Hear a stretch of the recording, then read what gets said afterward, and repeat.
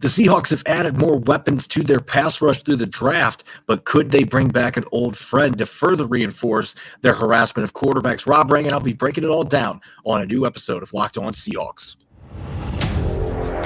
You are Locked On Seahawks, your daily Seattle Seahawks podcast. Part of the Locked On Podcast Network, your team every day.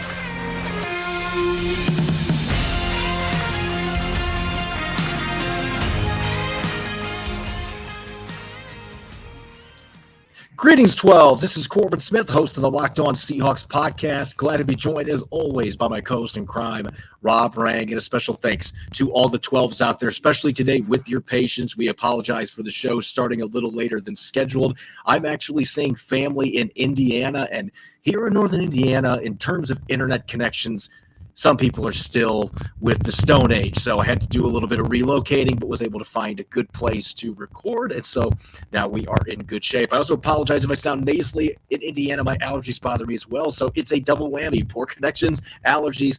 We've got it all taken care of, though, so we're looking forward to talking about the return of a potential pass rusher that started his career in Seattle. We're going to be answering your mailbag questions and continuing our pick-by-pick profiles with Mike Morris, where he fits into the Seahawks defensive line as a rookie. Jam-packed episode coming your way, so let's get to it. Now for your lead story here on our Tuesday edition of Locked On Seahawks. Back in 2019, one of the big moves the Seahawks made going into the offseason was dealing Frank Clark to the Kansas City Chiefs. They were able to get a first-round pick, a couple second-round picks. They were able to really stock the cabinet with draft capital, sending their top pass rusher to Kansas City. But really, Rob, ever since that trade, it has been an uphill climb for the Seahawks, trying to find a viable replacement, looking for that guy that can consistently get after the quarterback. They've struggled to have double-digit sack guys. In fact, I'm not sure when the last one they had was on their edge rushing group after Frank Clark. So it has been a struggle replacing him, and here we are now with the calendar about to shift to June.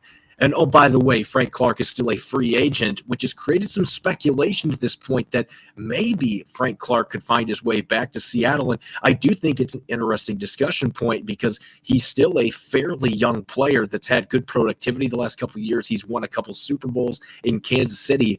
There may be some value potentially bringing him in now when you know the price is not going to be near as high as it would have been a couple months ago. Yeah, and there's a lot of good pass rushers that are still available, Corbin, and out there in free agency. I mean, Frank Clark is among them. Leonard Floyd, another Seahawks longtime nemesis, is available. Frank Clark is one of the better players, I think, in terms of the fit for Seattle, in terms of his physical ability, his playmaking kind of mentality, and just the competitiveness with which he plays, and the salary point. I do think that he, as you said, might be a little bit more willing to come in and play at a the veteran minimum kind of a possibility. At least that's something that I think that the Seahawks might be looking for if they are going to try to add to this pass rush. And Frank Clark's a really good football player. I mean, anybody who's able to watch or look up on YouTube and can see this here. If you look at his statistics, especially the pass rush run rate at 13.3%, to me is one of the things that that really kind of stands out about him. I mean, that's 34th in the league, and that's a guy that it would be coming in on a rotational basis. You're going to get the best that he has. I think that when you look at Seattle's pass rush, I mean, this is not a huge area of concern. I think we're both really excited about what the Seahawks already have, and then added, of course, in the draft with Derek Hall. But at the same time, the Seahawks have gone to the mentality or gone to the strategy, of using a veteran player as kind of a coach on the field. And I could see them using a Frank Clark or someone similar to him in that regard. I still think that Shelby Harris is a possibility along the defensive line as well as another candidate in this regard. I do think that there is some value in this. I think that there are some very good football players who have not yet been signed that are available to them. Frank Clark being a natural fit because, again, as I mentioned before, I do think that he would fill in this from a physical standpoint. And then you go back to what you led off with the conversation with Corbin about when Seattle did trade Frank Clark to the Kansas City Chiefs. Both John Schneider, Pete Carroll, and Frank Clark himself have all said that a possible reunion could happen. There was a lot of mutual interest by both sides. So I don't think that this is just kind of a random conversation. I think that this is a possible reunion in the making that the Seahawks fans should be paying a little bit of attention to. Yeah, I think the fact now that, like I said, that we're about to June and he still has not been signed, anytime that happens with a player Frank Clark's caliber, especially the fact that he's not a 34, 35-year-old pass rusher. He's now past 30, but he's not over the hill, so to speak. And we saw what he did in the playoffs for the Chiefs last year. He is still playing at a very high level. And so a player like that being available this late in the offseason, you do start to think, you know what, if he really wants to play, his best option might be to take a cheap deal on a one-year contract with a team like the Seahawks, who does know him well. And they don't necessarily have that alpha dog. Maybe Frank Clark could still end up being that guy for them in their pass rush. With that being said, I'm strongly against the idea of bringing him in. And it's not because I don't think he's a good player, but there's several factors at play here.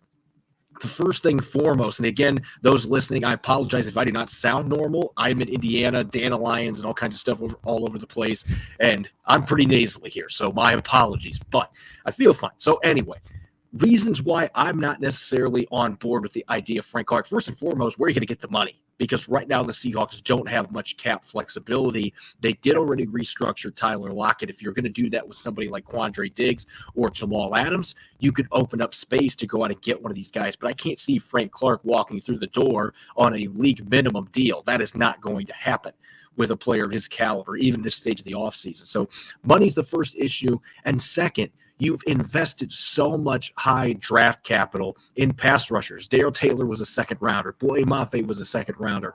You used a second rounder on Derek Hall. You've got Tyreek Smith, still a player that you are intrigued by. Alton Robinson's going to be back from injury. Uchenna Nwosu's only 26. I just listed 6 guys that are going to be rotating in on this pass rush that all still have untapped potential to varying degrees. If you bring in a guy like Frank Clark, that is going to take snaps away from several of those players, and that is going to stunt their development. I still think this is a team, even though they're an ascending team, to an extent, they're still rebuilding certain parts of their roster. And so if you're not letting Derek Hall and Boye Mafe and Darrell Taylor get the reps they need to really get better, and you're giving them to Frank Clark, a player who, quite frankly, there's good numbers last year, but at the same time, the pass rush win rate was not near as good as it was a few years ago. He might be a player that isn't playing his very best football at this point. So I just have some reservations on those fronts about putting him on this team. And oh, by the way, he has historically been an average run defender at best. We know that's where the Seahawks need the most help on this football team rather than rushing the passer. So I just feel like, even though this is a cool story to talk about, and I'm not going to completely rule out the possibility, I feel like Shelby Harris, as you mentioned, would fill a much bigger void for this football team than what they would have with their edge rushers by adding Frank Clark to an already crowded group. No, I very well said. I think that it is a crowded group. I think that Frank Clark is absolutely past his prime. I mean, last year he had 5 sacks. He had 5 penalties last year. So, I mean, that's not exactly the ratio that you're looking for here. So, my point is more, Corbin, just that I do think that, as you said, you kind of need that alpha dog. And Frank Clark has that. I also think that the Seahawks, again, have subscribed to that theory of having a player on the field that can play that role of a coach. I think that he could push some buttons. I mean, Frank Clark is, kind of an igniter in a way. I mean, he just has that kind of a presence about him. He practices very hard.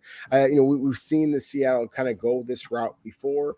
Adrian Peterson being a great example of that. And I'll mention another name. If we're going to talk about kind of Seahawks of the past that are still available out there, Jadeveon Clowney would be another one who I think would kind of be a mix of the style of a Frank Clark and a Shelby Harris, who, again, I think would make an awful lot of sense along that defensive line.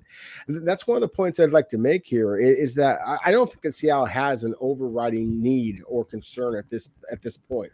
My biggest thing would be to continue to have those relationships with the veterans who are available, just because there are going to be, of course, attrition during injuries and things like that during training camp, and there is some legitimate talent that's out there. I am as encouraged by Seattle's youth and talent as anybody, but at the same time, I also think there's got to be some veteran presence on this offense and defense to be able to make this into a true team rather than just a collection of individual youth and talent. We're at the stage of the offseason where anything can happen, and a lot of these veterans that are on the free agent market, they're not going to be fetching big dollars because most of the teams in the NFL don't have much salary cap space. The Seahawks are far from alone, so you shouldn't rule out the possibility that Frank Clark could come back, or somebody like Clowney or Shelby Harris, guys that have played in the Seahawks uniform. They could come back, but right now, that's something that's in the periphery. We'll see if it actually happens before the start of the 2023 season. Coming up next, we're going to be taking a look at a player that maybe could learn from somebody like Jadeveon Clowney coming in as a fifth-round pick, Mike Morris. Where does he fit in transitioning full-time as a defensive tackle in Seattle? What can they expect from him right away with the Seahawks defensive line? We're going to get to that coming up next here on our Tuesday edition of Locked On Seahawks. This episode is brought your way by Built Bar. If you're looking for a delicious snack but don't want all the sugar and calories, then you need the best tasting protein bar ever, the Built Bar. If you don't want to compromise taste but you're looking for something that's a healthier snack, Built Bars and Built Puffs are the perfect solution. 100% real chocolate, perfect flavors such as churro, peanut butter brownie, and cookies and cream. I'm not sure how they do it, but Built Bar continues to make candy bar tasting protein bars with amazing macros, only 130 calories, 4 grams of sugar, and a whopping 17 grams of protein. And now you don't have to wait to get a box. You can head over to your local Walmart or Sam's Club, and you can still get specialty flavors delivered to you at Built.com. Head over to Walmart today. Get a 4-bar box of cookies and cream, double chocolate or coconut puff. If you're close to Sam's Club, run in and grab a 13-bar box of their hit flavors, brownie batter puff and churro puff. You can thank me later. You're listening to the Tuesday edition of Locked On Seahawks. This is your host, Corbin Smith. Glad to be joined, as always, by my co-host in crime, Rob Rang. And a special thanks to all the 12s out there, as always, for making Locked On Seahawks your first listen 5 days a week. We greatly appreciate it. For our everydayers out there, we're going to take a look at what's happened in the last couple practices at OTAs on our Wednesday episode, so you're not going to want to miss it as we dive into what's going on at the VMAC in the offseason program. Let's get to our rookie roundup here. We've been going pick by pick to this point. We're through the first 4 rounds, and maybe one of the more intriguing picks that the Seahawks made on day 3 of this year's draft, Rob, was Mike Morris coming from Michigan, the first of 2 Michigan players that were selected in a 5-pick span. They got Olu Olutimi a few picks later, the center out of Michigan. And this guy, we've seen him on the field now, and he just looks like an NFL defensive tackle. 6'6", 295 pounds. He looks every bit 295 pounds out there on the field, and not much fat on him. He's lean, he's muscular, just an imposing build, but he hasn't played a lot of snaps inside. As Matt Barry said on our show, the personnel director for the Seahawks, he did play more there 2 years ago, but last year he primarily was off the edge, and so that has created some questions about what the fit looks like for him transitioning inside with the Seahawks. Is that going to be something that holds him back early, or is he going to be able to make that transition quickly and be able to play significant snaps for the Seahawks on day 1? It's a great question. I think it could be a combination of both, Corbin. I think that there is a scenario in which Mike Morris, as a 5th-round pick rookie, is able to carve out some significant playing time this season. I also think that the more likely scenario is that he is going to be asked to kind of just continue to bulk up and to fully transition inside that defensive tackle role. But let me kind of talk about the more exciting possibility, and that is if he really does show enough burst off the edge to be able to play that hybrid role that we saw Michael Bennett and others play for the Seahawks in the past. And I think that there's flashes on tape of him out of the 2-point stance, so rushing upfield as a stand-up pass rusher, and he shows a little bit of dip and some coordination with his hands to rip through, to spin off of contact. He's got some athletic ability to him. And then, as you mentioned, 6'6", 295 pounds. He's got those 33-inch arms. He almost looks a little bit like we talked about Jadeveon Clowney a little bit ago. And again, this is a man who's 30 pounds heavier than Clowney is, but still, just the very, very long arms, the broad shoulders. He just physically overwhelms opponents at times. And so I'm really intrigued by his upside as a true interior defensive lineman. Well, if you want to call it a true interior defensive lineman, or is that two-gap and defensive tackle? My point is being, having to be on the line of scrimmage, not being an edge guy. That's where, as you said, he played a significant amount of time. What was really Michigan's most impactful front seven defender a year ago, the defensive lineman of the year, I believe, in the Big Ten for Michigan a year ago. But that was the role that he played. But as you mentioned, Matt Berry talked about that he played inside before. I think that it's going to take some time for him to be able to do that against NFL competition. But I do think that he's got a great deal of upside. I think the real concern that I have, at least watching the film with this kid, playing off the edge, it was not as big of a deal, but we talked about him being 6'6". There's not a lot of interior defensive linemen that are that tall, and it does create natural leverage issues. And I think that is a bigger problem when you're playing the 3-tech position and when you're having to potentially deal with double teams. You have to be able to play with a little lower center of gravity to be able to take on those blocks. And so that's something that I think is going to be an adjustment for him after playing a lot of 2-point stand-up, playing off the edge. He didn't have to worry about that as much. So that's something that I think the team is going to have to really coach him up on. But at the same time, I don't want our listeners to mistake this, that I'm not saying that he's the next Jadeveon Clowney at all, because Jadeveon Clowney was a number 1 overall pick for a reason. Much better athletic metrics coming into the league. He's a lighter player. Not everything matches up, but just the way that you could move him around potentially. Clowney played some as a stand-up rusher in the A-gap when he was with the Houston Texans. I could see Seattle doing some stuff like that with Mike Morris, because even though he's not a twitchy enough athlete to play off the edge consistently in the NFL, I think in that one-gap position where he's going against centers and guards, his athleticism is more than adequate enough to be able to cause problems there. And I think in a 3-tech position, you're going to see that too, with the penetrating ability, the quick hands, the underrated power. I expect he's going to play at over 300 pounds when it's all said and done. I think he's going to be in that 305, 310 range, which is 6'6", is really not that big of a guy for an NFL defensive lineman. So it's not like we're talking about adding bulk and losing more athleticism. I think he's going to be able to move just fine. We've seen that on the practice field. So I think the leverage is the biggest thing for me. But what really jumps out to me, I know a lot of fans were wondering, why are we drafting a guy that was playing off edge last year and saying we're going to move him inside? And relative athletic score, I'm going to admit I have an addiction to this website because I love the way that they set up different position groups. And you could put a prospect like Mike Morris into their simulator, and you could see where would he stack up athletically against defensive tackles, where would he stack up against edge rushers. And so you look at him as an edge, Rob. He scored a 4.78 out of 10. That's less than the 50% percentile here that we're talking about. He scored poorly in the vertical, broad jump, shuttle, 3-cone, the 40-yard dash. He's had poor scores in all of those metrics as an edge rusher.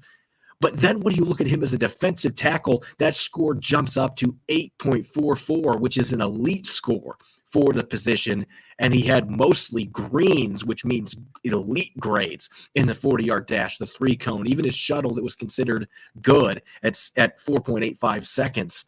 That kind of paints the picture for you, the kind of athlete that we're talking about here, and why the Seahawks, when they drafted him, said, hey, you don't have to push yourself away from the table anymore. We want you to be a big guy, because that is where you are at your best, maximizing your athleticism and your strength.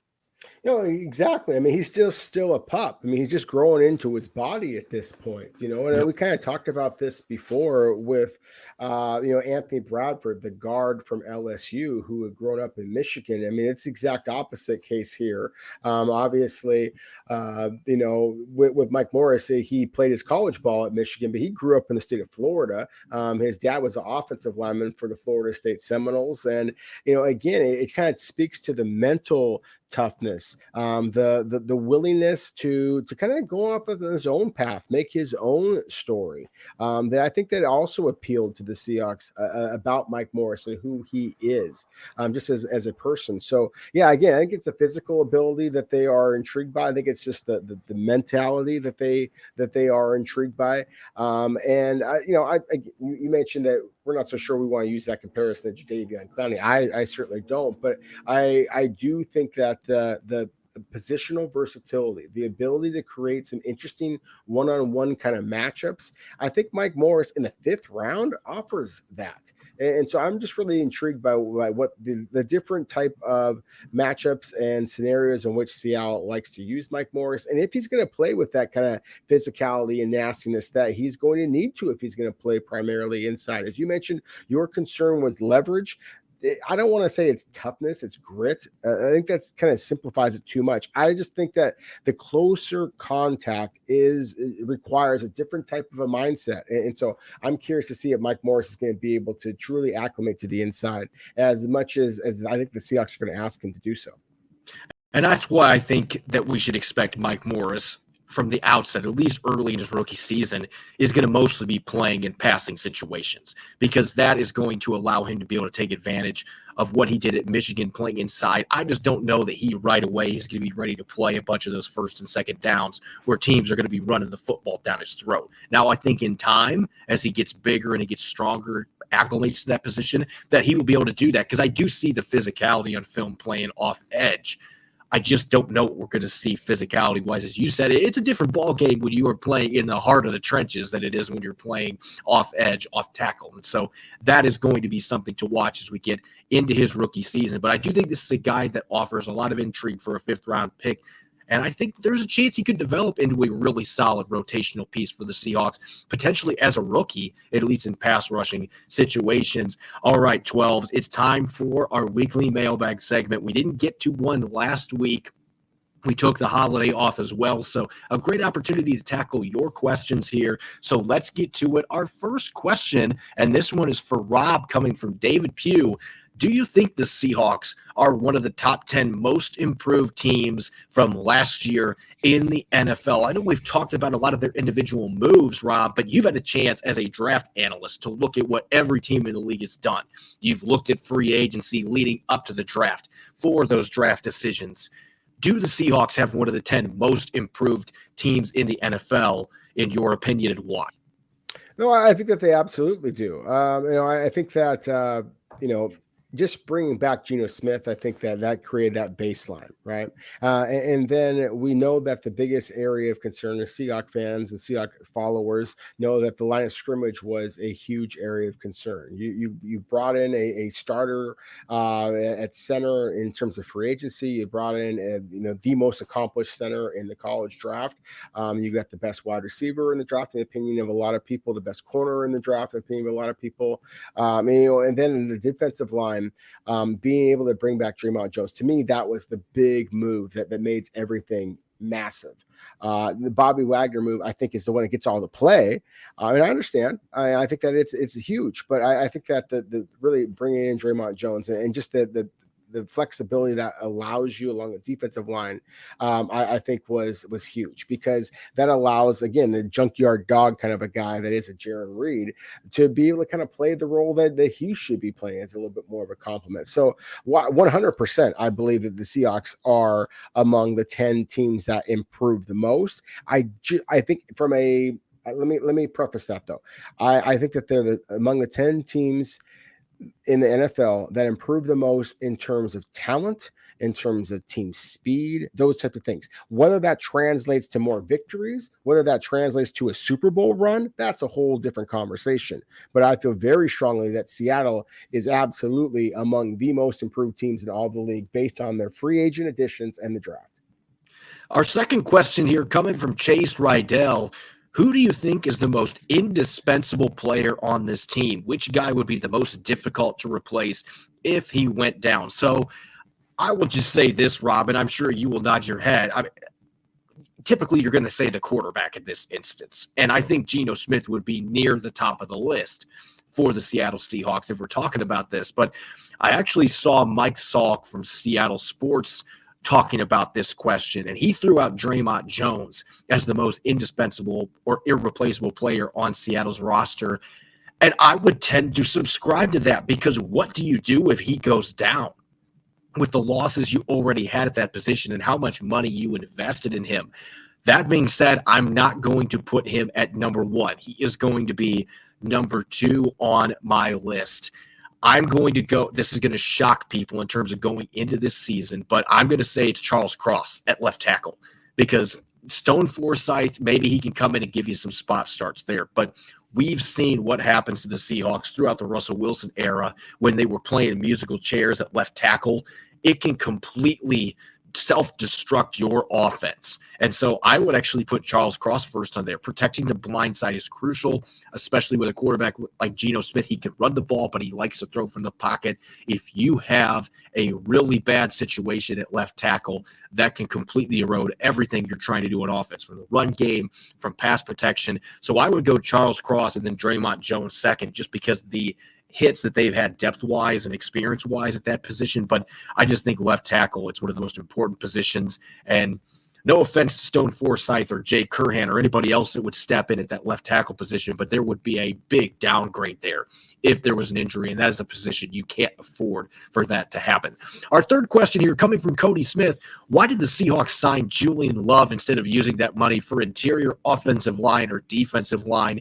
Their needs at corner and safety were way less than that in the trenches. This still seems to be a big question for the 12s out there, Rob. It was a big question for me as well. And I watched a little bit more tape on Julian Love. I kind of asked some questions when we were out there at the VMAC as well, and tried to just kind of get some sense of it. And I'll tell you what I believe. I believe the Seahawks viewed Ryan Neal as a box safety, as a guy that wasn't going to really have the wheels to kind of be able to play that true center field type. Quandre Diggs, of course, can do that very, very well. He's been doing it at an all-pro, Pro Bowl level now for several years. But he's also an aging player, an undersized player. And I think the Seattle recognized some vulnerability there. Obviously, with Jamal Adams and his durability questions, Julian Love's ability to play either of those safety spots, as well as drop down and play the nickel spot at a high level. I think that they just viewed him as a very versatile player that gave them an awful lot of versatility, a very versatile player that gave them the ability to kind of do all kinds of different matchups and things like that. And so I just think that's the biggest reason why they went with Julian Love, is they just viewed him as the better player on their defense. Next question here, coming from Jason. He tweets, and this one was to me: do you think the Seahawks are more likely to hold a third quarterback on the roster with the new Brock Purdy rule? So I will say this, 12s, it is not called the Brock Purdy rule, but that's probably the big reason why it now exists, because of what happened in that NFC Championship game last year, where the 49ers ended up getting down to their third quarterback, who they didn't have on the roster at that point. And so this rule, just to explain for our listeners that haven't heard about it, teams can now have a third quarterback available to them that doesn't count against the 46 players that are active for game day. But that quarterback has to be on the 53-man roster. So it's not like you have 54 players available to you. It still is somebody that counts against that 53-man limit. But I do think that a lot of teams are going to take advantage of this. I am curious from Seattle's perspective, because they do have a quality backup that has starting experience in Drew Lock. The only other quarterback that they have that maybe has a chance to make this team in this scenario is Holton Ahlers, the undrafted rookie out of East Carolina. Now, Pete Carroll has spoken glowingly about this kid, but he's still an undrafted free agent that's got plenty of issues he's going to have to work through to be able to play at the NFL level. So I don't know if this necessarily is going to change the way Seattle does things, but I do think that it at least is going to create some conversations for Carroll and his coaching staff. Do we want to take advantage of this rule to have 47 players active in case we had a freakish day where Geno Smith and Drew Lock both get hurt? I do think it at least warrants a conversation. I don't know that it changes Seattle's viewpoint, though, where they have typically only carried 2 quarterbacks on the roster in general. Rob, I know that you want to chime in on this one. Yeah, I think it's just really interesting. Anything that allows you an extra player on game day, I'm all in on. And so that's where I'm intrigued by this. As you said, Corbin, for Seattle to have a third quarterback available to them on game day, then that player has to make their 53-man roster, and that has not happened very often during the Pete Carroll era. So Holton Ahlers is going to or somebody else is going to have to be pretty damn impressive to justify Seattle making that using their roster spot in that way. But again, I think that the allowing you a little bit more positional versatility on game day, a little bit more just extending your roster on game day is interesting. And so I'm just going to be fascinated to see how NFL teams are going to do this. Again, we talked about this a little bit prior to the draft, and I was kind of, championing this idea of going with like a running quarterback, like Anthony Richardson, for example. I would not be surprised at all, Corbin, if you don't see some teams that are going to use that third quarterback option to try to get themselves a running quarterback option. You might see a little bit more teams, really trying to diversify their offense. Again, exactly the way the Philadelphia Eagles did a year ago with Jalen Hurts and these rugby scrum kind of things. So I don't know that the Seahawks are going to do that, but Holton Ahlers is an athlete. And so perhaps we could be seeing the NFL, making a pretty significant move here with something that I think kind of slipped under the rug for a lot of people. I do think that ability to have that insurance policy, like I said, I think Pete Carroll and company discuss it. I don't know if it leads to changes from their prior philosophy, but having that extra spot, even if it is for a player that can't play unless your first two quarterbacks are hurt, you know what? You don't know when that situation is going to happen to you. So I could see the Seahawks potentially being a team that at least takes a deep look. Is that something that's worth it to us to take advantage of? Robin Solari, are you guys going to be at open training camps? We need better coverage of how these guys are doing in practices. It seems like most of the underreported topics are made by media. So I would just say this, Robin, for one thing, I'm not going to dive too much into this, and Rob is probably just going to nod his head on this, but we have limitations on what we are allowed to report during OTAs as well as training camp. It's a lot more training camp. Now, when it's an open training camp practice, we have a lot more flexibility because there are fans there that are able to see things. But when they're open only to media, we have strict rules in terms of what we can report, when we can report it. And so that is something to keep in mind. I know in my case, I do the best I can to try to report as much information. I know the rest of the guys at our beat do that as well, but I guess that's what I'm just saying is we try our best with the information that we're allowed to share throughout the offseason training camp. And I know Rob's just sitting there nodding his head, but that's really the reality of the situation. We do the best that we can with what the Seahawks allow us to do. And every NFL team has their own different ways of approaching that. Some teams are a little bit more willing to allow reporters to report things. Some are a lot tougher than what the Seahawks are.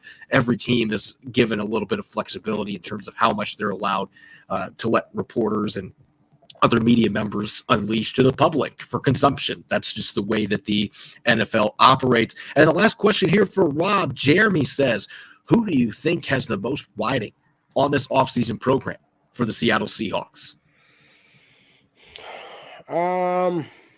I think it's got to be Jamal Adams. I mean, I think that from a financial standpoint, certainly. I think from just his potential impact on the Seahawks defense and therefore their season, I think it's got to be Jamal Adams. I mean, obviously, I want to start the conversation with the quarterback, and I think it's critical that Geno Smith proves that last year was no fluke. And I think there's going to be plenty of criticism out there. If he starts off the season poorly, then, I think that this could, absolutely snowball and it wind up being a very disappointing year for Seattle. So I think that you have to start like a Geno Smith, but I have a great deal of confidence in what I saw from Geno Smith. And again, from the feedback that I was getting from the Seahawks personnel while at the VMAC, I mean, I kind of talked about the idea of Seattle taking a quarterback. And when I mentioned it, some of the guys kind of scoffed at me before the draft. And it was very clear that was not the direction that they were going to be going. So again, I think that Geno Smith has earned the idea that somebody else is going to have to be kind of lay that or play the role of the burden really of the expectation. And to me, that has got to be Jamal Adams. Yeah, for me in this particular question, I would actually say Darrell Taylor. And we talked about Frank Clark and his potential fit earlier in the season, but He lost his starting job 4 games of the year last year because of his run defense. Now, Pete Carroll has said that he looks bigger and stronger. Seeing him on the field, it looks like that checks out. But is he going to be more effective against the run game? If he's not, you now have Derek Hall to go with Boye Mafe to push him for playing time. And those guys are both going to get it done against the run.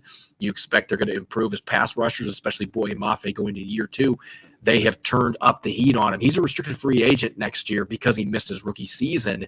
But the Seahawks are going to be looking at this year. Is this a guy that is a long-term piece of the puzzle for us? And so I think these next couple months are going to be critical for him to be able to get off to a fast start for this season. And hopefully he can get a starting job and he can hold on to it. He can make improvements against the run, because if he can do that, I think the Seahawks will be willing to pay him. If not, they're going to be looking at Boye Mafe. They're going to look at Derek Hall and say, hey, we've made other investments. These guys are under contract for the next couple of years. We're going to choose to go this direction. So I actually think Darrell Taylor has a lot riding on this offseason program and really this 2023 season in general. As always, you can follow me on Twitter at Corbin Smith NFL. You can follow Rob at Rob Rang. Subscribe and follow Locked On Seahawks, Apple Podcasts, Google Podcasts, wherever you listen to podcasts, as well as YouTube, to make sure you don't miss a single episode. Coming up tomorrow, we're going to take a look at what's transpired the last couple of practices at Seahawks OTAs, some updates on offense and defense, and we'll continue our rookie roundup as well with the second, 5th round pick, Olu Oluwatimi. Make sure that you're listening in. Thanks for tuning into this episode. Go Hawks.